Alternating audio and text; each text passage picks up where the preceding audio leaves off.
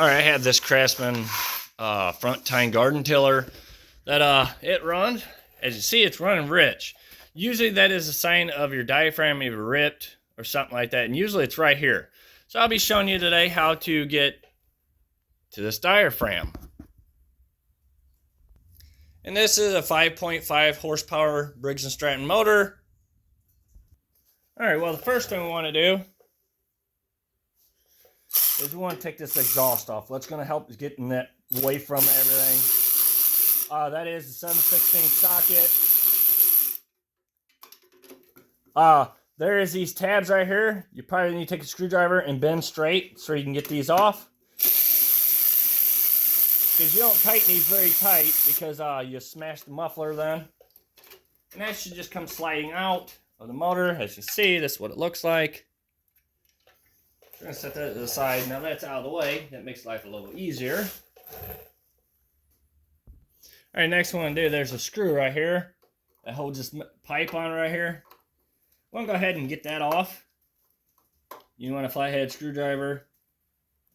Or there's a T-Allen that you can use too. I just grabbed a screwdriver, flat-headed. It'd probably be easier if you take this cover off. I'm trying not to, but sometimes taking shortcuts probably shouldn't. It just makes life a little more difficult.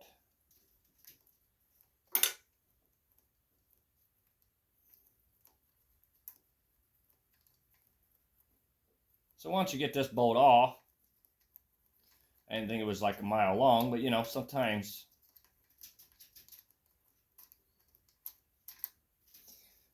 this tube should come up and off.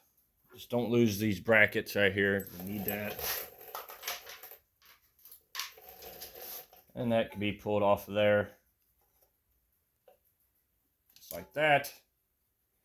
I'm going to set that aside. Now that opens up a lot right here. Which this is when you're going to need a Phillips. Take this off. There's 4 screws here.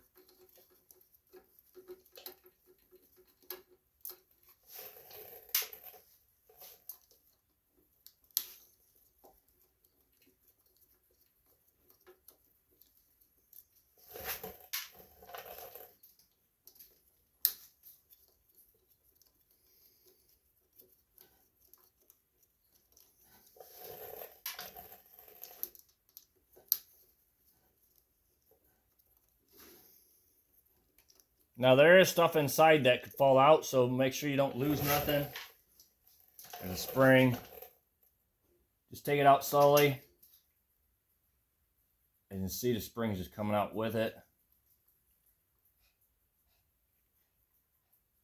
Right there. So make sure this goes back in there before you put the diaphragm back in. So as you can see, diaphragm is ripped. That should not be like that. That's what's making it run rich. All right, the part number is right there. This diaphragm's a little bit different, but it will work.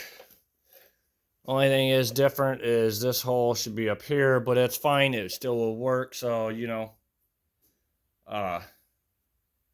still work for what it needs to be. All right, so this is going to be really fun. So you got to get that spring and that ring in there.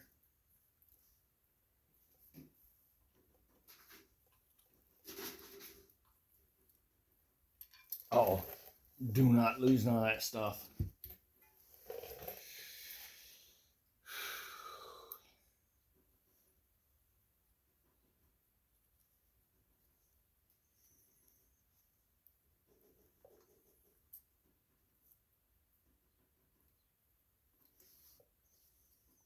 I'm going to go ahead and get that diaphragm and that spring put in there. There's a little bump out there. As you can see, it catches it. Then while I hold that, I'm going to try to get this on there. As you see, I shake pretty bad, so it makes my job a little harder to try to get this done right. Yeah, see, you don't want to be, that diaphragm you can't be messed around too much with because they are not brittle, or they're easy to rip. So, all right, you can see I got it started on there. So hopefully you don't shake as bad as I do.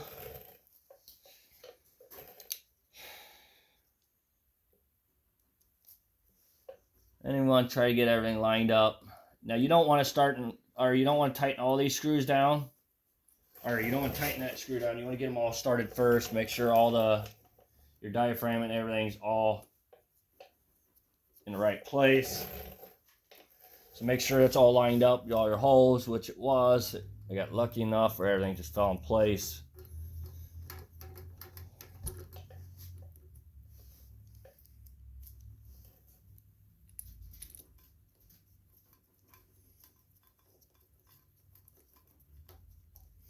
And once you get them all four started, go ahead and tighten down. I usually do one here and then do the top one here.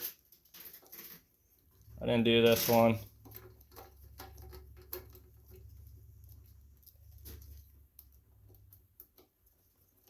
And that one.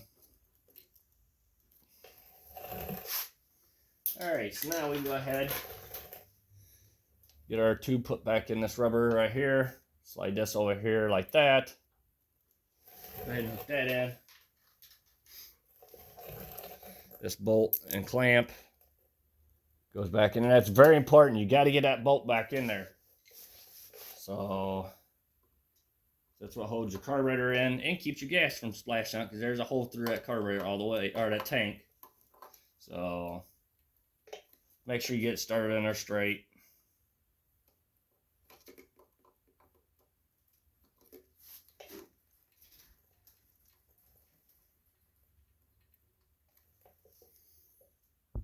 Alright, so go ahead and get that tightened down.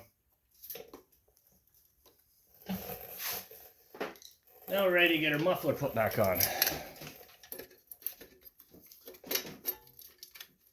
You just gotta, first off, you want to do is get your bolts started through here. Make sure all the way through. Make sure you got your gasket still in there. You can see that gasket's still there. And then get them started in the motor. Make sure you get them started in there good, because you do not want to be stripping these. And go ahead and get them tightened down. Well, I'll go the right way first off.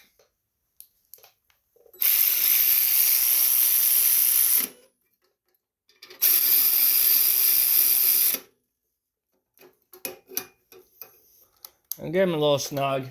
You don't want to over tighten them. Like I said, you can smash that muffler. You can go ahead and pull these tabs back if you want. I normally don't. Thank you for watching. Please subscribe.